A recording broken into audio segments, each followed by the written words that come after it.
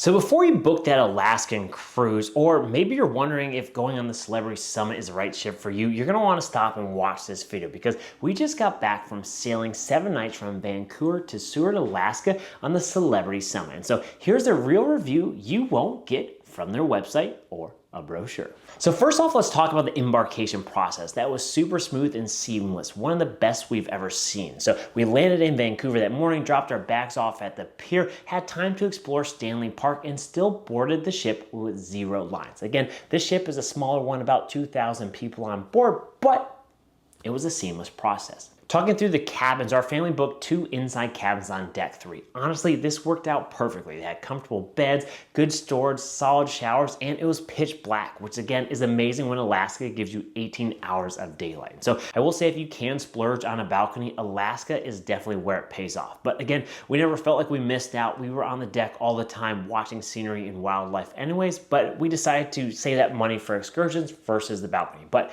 definitely do a balcony if you can. As you talk about the food on board the Celebrity Summit, the buffet was surprisingly great. Probably the best layout we've had on in a ship. So different stations like stir fry, fondue, etc. The main dining, however, was decent. Felt crowded and you had to book early for a good seat.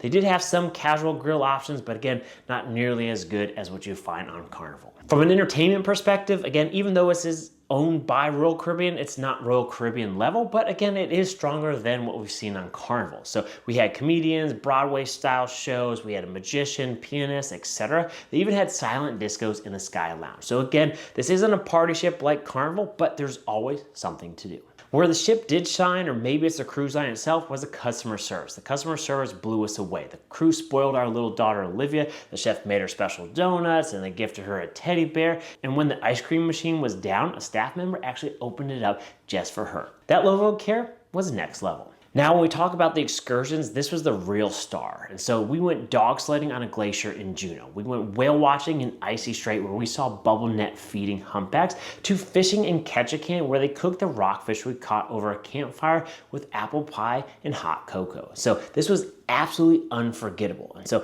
this ship gave us the comfort, the service that we were requesting to make our Alaskan experience the adventure of a lifetime. And so when we think about who is this ship for, we'd say it's for couples, adults, and families who don't need the water slides or the arcades. And so if you do have toddlers or teens who need that big kids club, or you want a different ship with water slides and go-kart tracks, this isn't for you. But if you want scenery, service, and a relaxed atmosphere, the Celebrity Summit is a great fit. So with that review, would you pick Celebrity for your Alaskan cruise? Comment down below and make sure you follow us for part 2 as we break down our full 7-day